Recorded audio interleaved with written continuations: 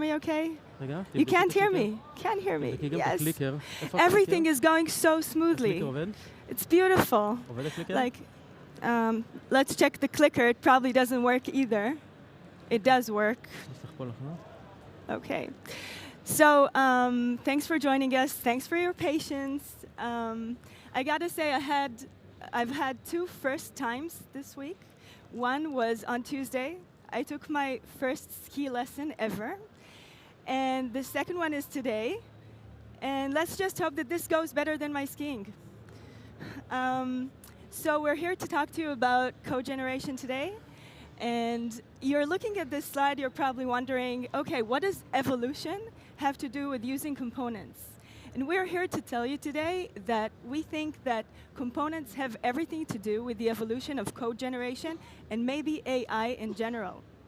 Our story begins a few decades ago, in the last century, with some developers who decided that they wanted to build the first code generators.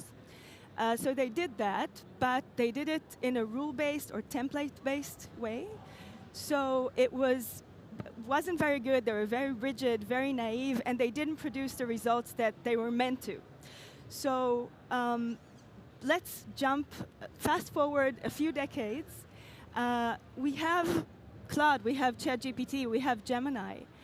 And these code generators really made a revolution. Okay? Nowadays, most of us are using some sort of code generator, and but we want to say that they're still not being used correctly. They're still not living up to their potential. And this is what we're going to talk about today. We're going to show you how to turn them from code monkeys to actual software architects that understand product, that understand features, that understand business functionality. So let me introduce myself. I'm Laly Bar-Ilan. I'm chief scientist at BIT. I've been a backend developer and a data scientist for almost 2 decades, since before AI was cool. And in the last 2 years, I've been focusing on code generation. So I'm very excited to be here today and show you what we've been able to achieve and what we hope you will be able to achieve as well using the code generation tool that we're going to show you. This is Gilad Shoham. Gilad, want to come introduce yourself?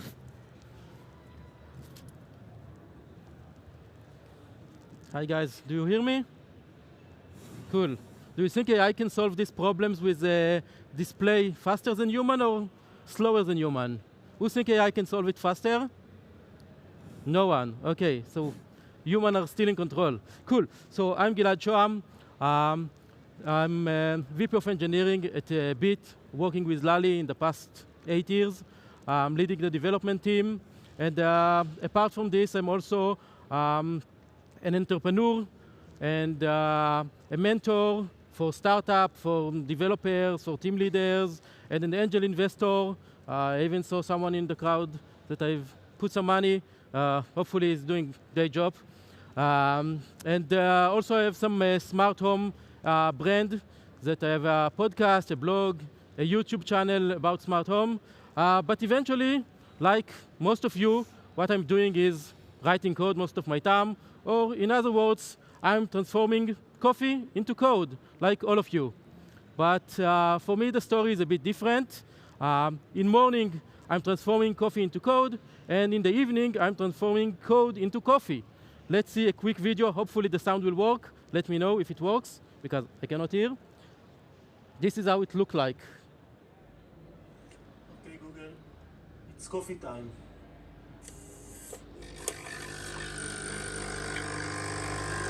Okay, cool. So this is a real demo from my home, making coffee so I can write more code to make more coffee. But back to our story. So why does all AI code generator are still code monkeys? We are stuck at this stage, and in this presentation we are going to talk about why we are stuck here and what is required in order to go to the next phase in the evolution of AI. So AI can write today code, actually sometimes a lot of code, sometimes useful code. I'm sure all of you tried it at least once and so many code. But probably all of you feel that it's not yet able to somehow even close to replace human developers. So what is holding us behind and make us stuck here? The first problem is that we use AI for the wrong task. We teach AI to read code and ask them to write code. This is kind of similar to, teach someone to read a book and then ask him to write a bestseller. It doesn't work like that, right? We need to teach AI different tasks. We need to teach AI to play with Lego, and not like just any piece of Lego. We need to teach AI to play with your Lego bricks, to see how your components, how your code is built, what are your components and how they connect to each other. So AI can not only write code, but connect components to build some great stuff, to build features, to build product, and not to stay on the code-only phase. How many of you uses AI to write some snippets or to autocomplete function? Raise your hands if you use AI for this. Good, I see most of you. How many of you are trying to build a feature in your company code, not as a toy project, in your company code, to build a real feature completely with AI? Okay, much less people. AI is good at writing snippets. It's like kind of a power autocomplete, which is, don't get me wrong, this is great, okay? It's boost productivity, it improve our delivery, it improve how fast we can deliver code and features, but what we really want is to build feature, not to write lines of code, right? We don't get paid by writing lines of code, but by building products.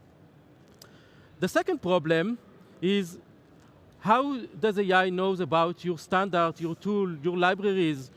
Any organization put a lot of effort by creating like a system that works for his code base, like which tool we use, which tools we avoid, how we name things, where we put things. A lot of stuff. We are working very hard to make sure our code base is growing in a good and healthy way and not become like tons of garbage. But AI don't know any of this. AI just start from scratch anytime, don't know anything about our libraries and tools. And yes, there are some solutions to it. We can give it some context, we can give it our guidelines or stuff like this, but this process is really hard. It's a manual process, it's a hard process. We need to maintain this process because we keep changing how we do things in our company. So every time we need to update the AI context. So what we really want the AI to be aware of this inherently. We want to give it automatically to the AI so we can build stuff that fits our standards. The next thing is that AI duplicates code. Who here, raise your hand if you ask for AI for something, look at the code, the output, and thought to yourself, hey, I know this code. I saw something similar maybe yesterday, maybe 2 days ago. Have you seen this? Yeah, of course you did, because AI starts from scratch every time. So you know, and you ask him for something today, he creates a button. You ask him for something tomorrow, he creates another button. Another day, another button. Do it 50 times, you have 50 buttons in your system. No consistency, no standards, no reuse. If you think about the best or most productive developer in your company, any of you know someone like this? Someone who is first very smart, okay, in general. Second is really, he really knows the tech stack you are working. He is the best React developer, Node.js developer, Python developer, doesn't matter. He really knows the tech stack, but he also has a very good advantage. He is in the company since day one, since the first lines of code. So when he gets a task, he knows everything. He knows where he can find any component, what he can reuse, who can he talk with about any kind of feature. He's trying to optimizing maintenance, flexibility. He's trying to make sure that the code he's writing today will not break the system tomorrow. He's focused on import statement, like you see in this place. While AI today is focused on implementation, on is just writing the internal code. It don't know how to reuse. It just reinvent again and again the same stuff. We all learn at some point in our career about DRY, right?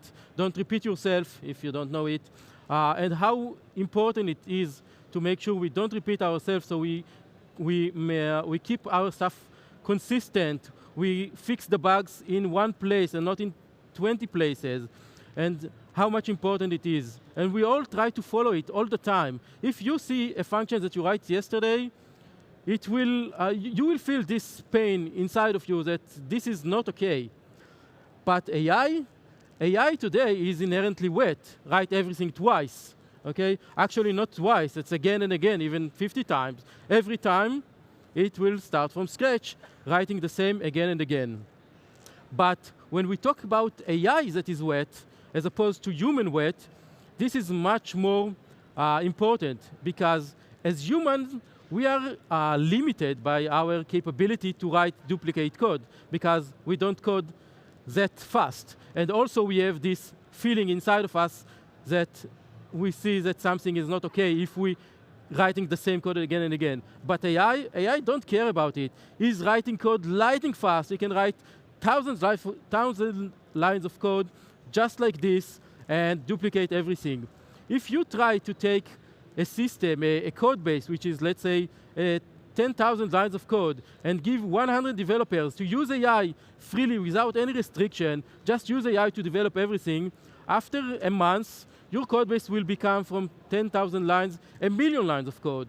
At this point, we are, as human, losing control of our code base. We cannot really maintain it anymore because everything is so widely duplicated, so we cannot do anything. And now we are only develop it by AI. And this is something we, of course, don't want, at least not today. I don't know what will happen in the future, but today, that's something really bad.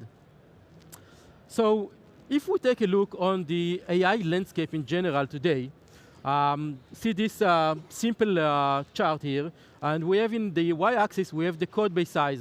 It's a small or large code base. Large code base in this context is not like a Google code base, okay? It's like a small startup with 3 developers working, let's say, for a year. This is large enough for AI to not be able to really build features inside of it. And the second, the x-axis is about what is the task we give it. Like it's a small task, like a snippet, or it's a big task, like building a new feature. And AI today are good in either of 2 square in this chart. Either by doing autocomplete and small stuff in large code bases, like GitHub Copilot or Cursor. I'm sure you tried these tools, and they can be really good at these snippets on large code base.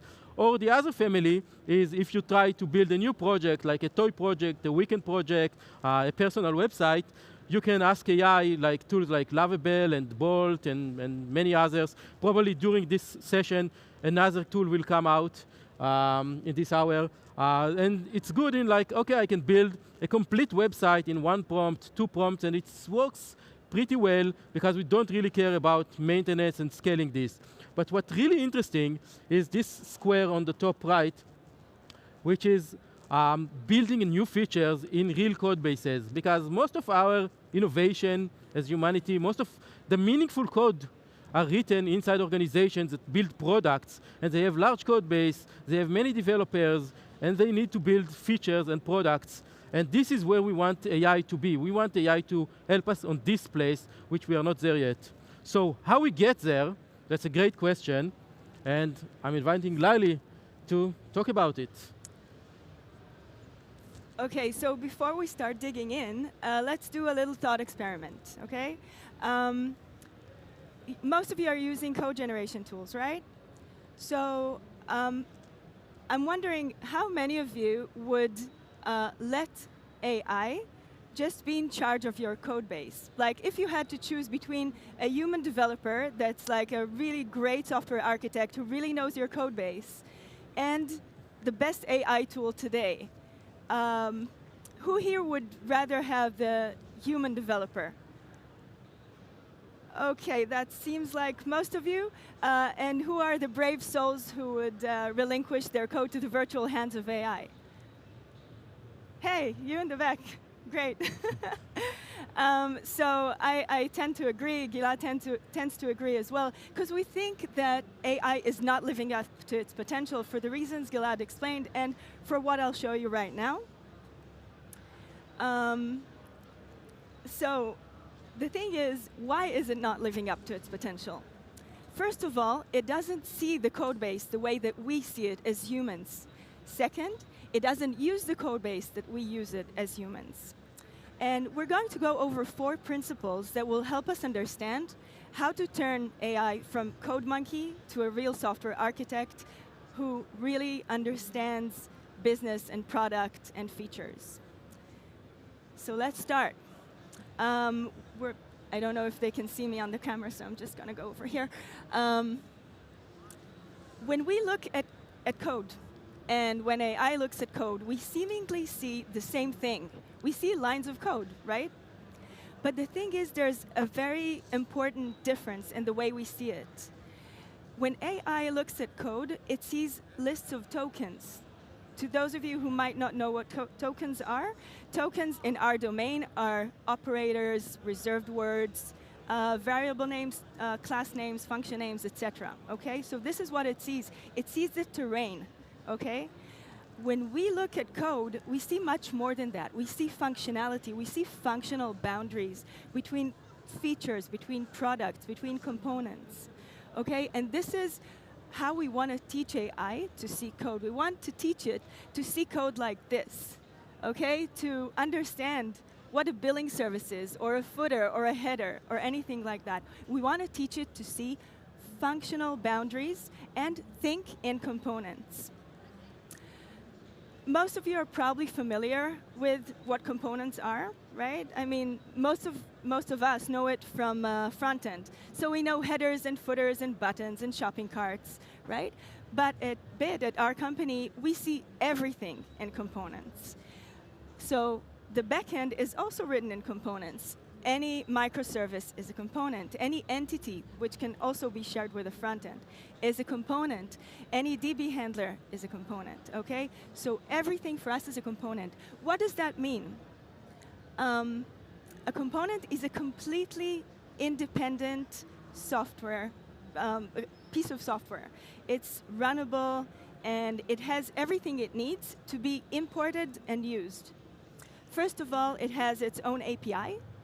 It has its own implementation, its own version control, like a mini repository, tests, and documentation. So basically, this allows us to just import it and use it, and it's readily runnable. Now, this is basically the essence of composable software, the idea that instead of writing code from scratch, like Gilad said before, both us humans and AI can put pieces together, put components together like a puzzle. How do we do that? The first principle I want to talk about is composites are better than atoms. And I think this is not just true for code generation. I think it's true for a lot of domains. How many of you play an instrument here? A musical instrument? OK, nice, nice. But I'm guessing most of you really like music. Think about it. When we think of music, we don't just see separate notes or chords, right? We think about music, we perceive it in larger chunks of meaning. We think of chord progressions. We think of musical motifs. We think of the structure of symphonies or songs. This is how we think that AI should think of components. Think in larger chunks of meaning. So, in our case, this means that we work with components rather than tokens. Why are components better than tokens? For 3 reasons. First of all, they have a very distinct business or product functionality. Second, they have their own API, which allows them to be composed together very easily. And the third thing is that they encapsulate their implementation. And this is important because, first of all, it maintains the privacy of the code, the privacy of the IP. So the code itself, the implementation, doesn't go to the end model. The second thing is that it doesn't burden the model with unnecessary information, with all the implementation details. Think about it. When you put Lego pieces together, you don't need to know how they look like on the inside. It's enough to see how to just bring them together on the outside, okay? This is also true for components. Another difference is that we make AI look under the spotlight. And that's not really fair. We, as human developers, we have access to all of our code base. Right? If we're looking for a certain functionality, we can look for it in other repositories. We are not limited to our repository. But as you said before, like most of you are using probably Copilot or Cursor or Tab9 or other tools like that. And these tools, what they get as context is your local repo. They don't see the other repositories in the code base. So if you ask them to build you a new functionality, they will. But then, as Gilad said before, another day, another button, right? We're just inflating the code base this way because the AI is not aware to what's in the other repositories. So our second principle is holistic is better than local. We want to give AI access to our entire code base because, again, the idea is not to just write lines of code. We see the code base as a live organism, okay? And we want AI to be able to augment it intelligently without duplications. How do we do that? We use the component graph model. In this graph is actually like the political map that I showed you before because it's actually a map of all the business and product functionality in our organization, okay? The nodes in the graph are components, and the edges, the arrows, are dependency relations between components. This allows our AI to view our entire code base in components. And this brings us to the next principle. We prefer to give AI an accurate context rather than big context. There are models today that can take as context, I think, like 100 million tokens. This is really great, but it's not necessarily the right context. We want to make sure that we provide AI not the entire code base, but what it really needs. Not just the entire code base, but what it really needs. And the way we do that, let's have a little look under the hood on our architecture, is that we have, we introduced a RAG layer. RAG is Retrieval Augmented Generation. It uses our semantic search engine, which basically indexes, you can see the component search index, it indexes only the component metadata, the API, the names of variables, etc., but not the inside implementation, some contextual metadata, etc. So you can see that the AI is not directly connected to the component graph where the implementation is. The AI actually has to ask the semantic search engine for specific components that it needs in order to generate new functionality. This is a very simplified version of the algorithm we use. And I'm going to show you just a little demo of it in a minute. But what we do is like that. If a component already exists on the graph, then the AI uses it without regenerating it. If the component that the user asks for doesn't exist on the graph, the component will build a virtual dependency graph, which means that if, for example, we wanted to build a shopping cart, then it will look for components like item or calculate total or a selector for shipping method. Okay, so it will look for that. Any functionality or any component that it finds, it uses as a dependency. It imports and uses it as a dependency so as to minimize the lines of codes that it generates from scratch. Let's see it in action. So let's say that the user is asking the AI to build a header. What we will do is actually create a virtual dependency graph. Okay, so we say, okay, a header usually uses logo, avatar, menu, and search box. What do we do now? We look for these components. We use a semantic search engine to see if they already exist. So lucky for us, logo already exists. Avatar, on the other hand, is missing. What we will try to do is maybe create a virtual dependency graph for that.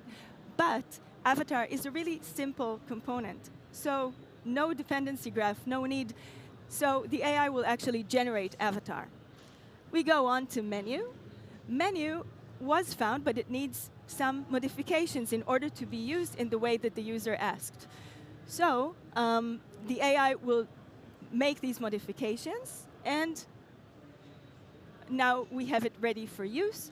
Now we have search box. We didn't find search box. We generate a virtual graph. You can see it's a recursive process. We generate that, look for button and input. We found both of them. Now we can start going up the tree again or down the tree. It really depends how you look at it. But back to the root node. And for each component that we have all the dependencies, we can generate it. So now we generated search box. And now we have logo, avatar, menu, and search box, and we're able to generate header. This way, we really minimize the code that the AI is writing from scratch. But what we got was not just new components or modified components. We got an intelligent augmentation of this entire organism that is our code base. And they are readily usable, which is what we actually wanted in the first place. Now, Gilad will show you what else we can do with that and what magic we can do with this graph. Thank you. OK, so thanks, Laly. So Laly talked and explained us how we can teach AI to write components and to reuse and to build the correct components and only generate the code we need. But once we have a code generated by the AI, any AI, there is a long process from that point until we can really use that code in our code base. So what we can do now is to see how we can utilize the fact that AI now create components, individual components, in order to shorten this path from AI output some code until we can embed this code into our code base, because it's always part of something bigger. So the first thing, we will start with what we can do in the component level. Then we'll go up to talk about the graph level, because it's not only component, it's a graph. So on the component level, now we can start write testing, right? Everyone write tests. I hope everyone write tests, but everyone hates to write tests. It's hard, it's time-consuming, it's hard to understand what are the right tests we want to write. But what helps write better tests is to split your code into small components and write tests for each one of them. It helps us as human developer to write better tests, and it helps AI to write better tests, because it can now write tests for each component individually. The second thing is about linting. Now AI can do the same. We want our code that AI writes to be in the standards of our code base. So part of our graph of component, each component like this has like a metadata. Each node has a metadata which contains stuff like the linting configuration. So now we can give this linting configuration to the AI as part of the context automatically, so AI can lint each component individually. And we built some kind of a mechanism that help run this CI process, or this processes or flows for each component individually in parallel. Then we can do the same for formatting, right? We can make sure AI format each component according to our standards. It's also part of the graph metadata, how we want to format each component. Then we came to standards. Okay, again, which tool we use, which tool we don't use. AI now can do the same validation for each component individually and make sure it follows our standards, our tools, our libraries. Everything is part of the graph, part of the context automatically. And what really makes it magical is that we give the AI the power to do all of this stuff before even giving us as a human this output. Okay? Today, what the AI flow look like is, AI, please do something for me. AI writes your code. Okay, here is the code, good luck. You need to integrate it, you need to test, you need to review it. It's your problem, not my problem anymore. It's yours. But now that we give the AI the power to run CI and to write tests and run tests and linting and formatting and other flows for each component individually, AI can now run this really fast because it's happening in parallel for all the components it generated and give us, then he write test and fix the test or fix the code, depends where is the bug, and then he run lint and fix the linting and fix the issues. So when AI hand over this code to us as human, it's already being through 5 or 6 review by the AI itself. So we as human get, on the first time that we get the code, we get code which is much more qualified and much more fit to our system. This leads us to the next stuff is about the graph. Because as we said, we don't write code in a vacuum. We write code that needs to be part of something bigger, some part of like our code base as a live organism. It's evolving, it's changes, it's combined from different parts who are connected together. You pull some string here and you change something there. So now we can do operations, the AI can do operation on the graph. For example, integration. Today AI give you code, but you need to integrate it. This is not an easy task. Does the API the AI create for me is good? It fits my system. Can I integrate it easily? Where should I put the things? Where should I put these files? Where should I put this code? There are hard questions, hard flow to integrate AI code into our code base. But since we are now working with a graph, and each component has its own API, and each edge on this graph contains the metadata about how we connect these two components together, this is something the AI sees all the time once he works with this approach. He writes the code in a way that it's auto-integrated by design, so you basically don't need to integrate. Once you have the code, it's already integrated into your bigger system. Another thing that we can do is to measure the impact. Okay, we write this header that Laly shows you, but this header is used in different places. In this place, in the CFP page, in the home page, and the agenda page. Now, even before we merge this code by the AI, we can check with this header will affect in a bad way one of these pages, and we run the CFP tests together with the new headers that are upcoming, and we see that the CFP page is now broken. And this means that our website, the Devworld website, is broken now as well because it uses the CFP. And we can now see it even before doing anything. And what's nice is that we can give this data back to the AI. So the AI now knows that his new header breaks the CFP page. Now we can take the CFP page into his changes and fix it. Maybe you need to change the CFP page, maybe he needs to change the header page, but he bring it in and make sure the integration works fine. Then again, move it up the tree to check if the Devworld website is now working well. Another thing we can do is check vulnerabilities. We all try to make sure our code is secure all the time, but it's not an easy task. Now that we have this graph, we can check for each component, the AI can check if there are vulnerabilities or security issues. In this case, we have issue in the menu, probably using some old or deprecated package dependency. And this affects the header, which affect all the pages, which affect our website. So now we know that the menu is making our website vulnerable.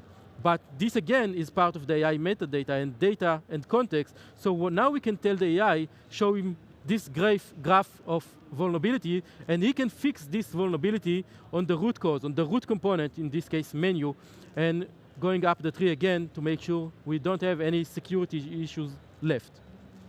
Another thing we can do is now because we have this graph, we can have analytics and insight on this graph with the AI. We can measure adoption, we can check duplications. Do we have the same component, the same functionality in two components, or do we have inconsistency, like the same component in different version in our graph, which means inconsistency?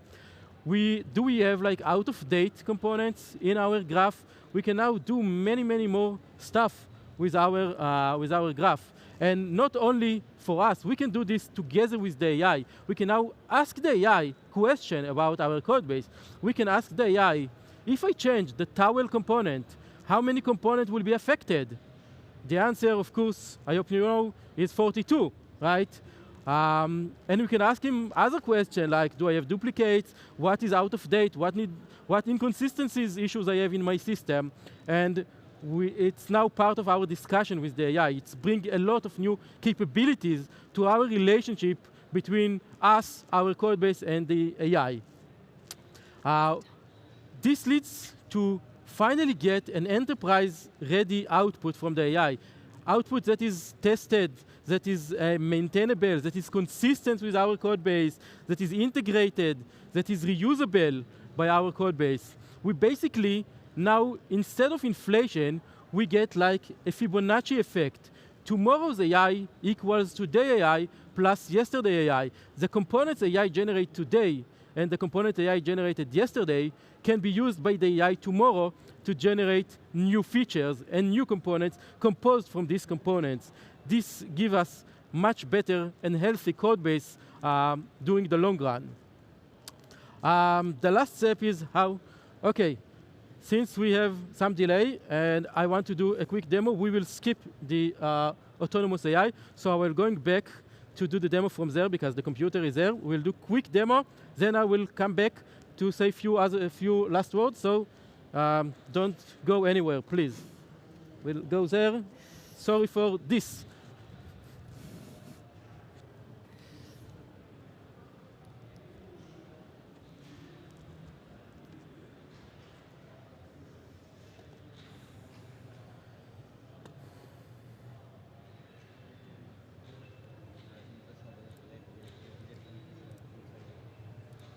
Okay, can you hear me? Raise your hands. Cool.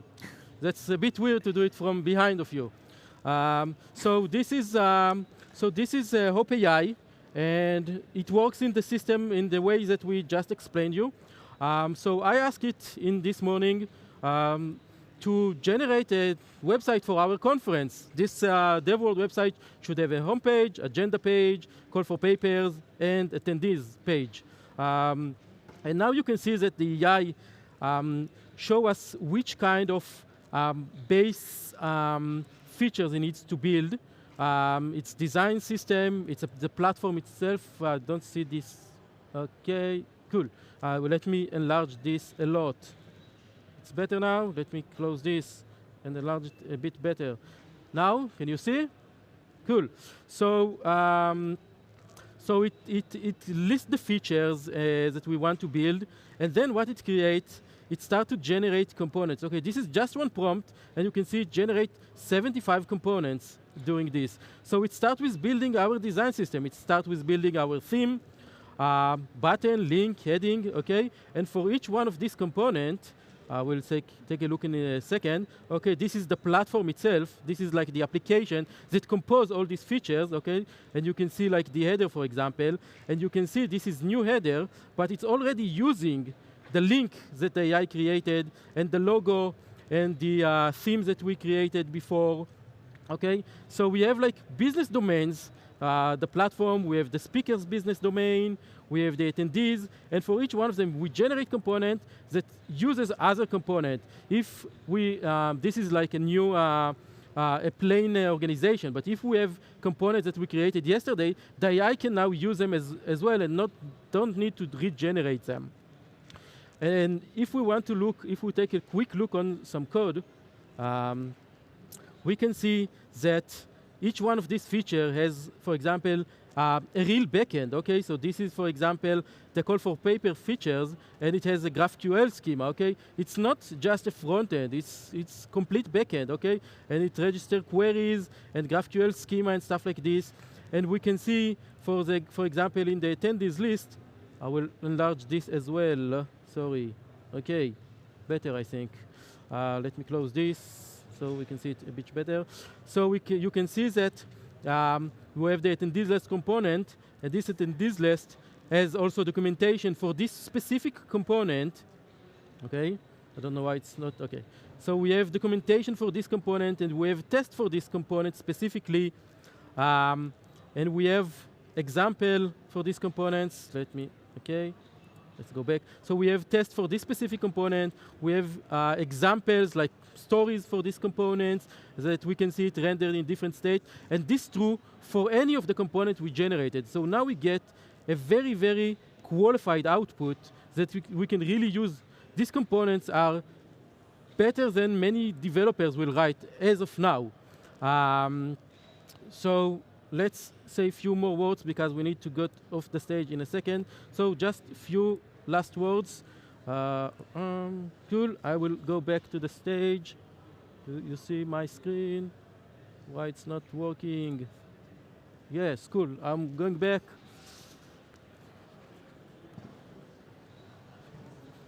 You can use this time until he gets back on stage to Yes. scan the QR code. So,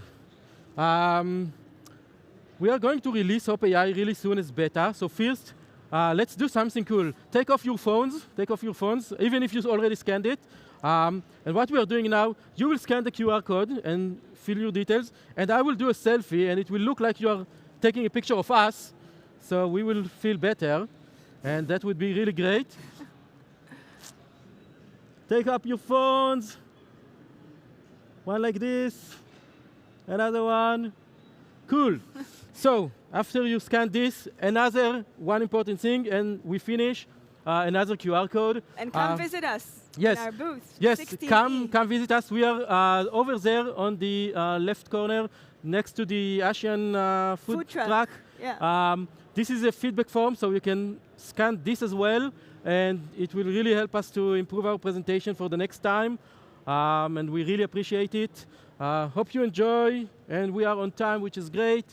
So if any of you have any question, you can catch us here or on the booth. Hope you enjoy and have a great event. Thank you very much.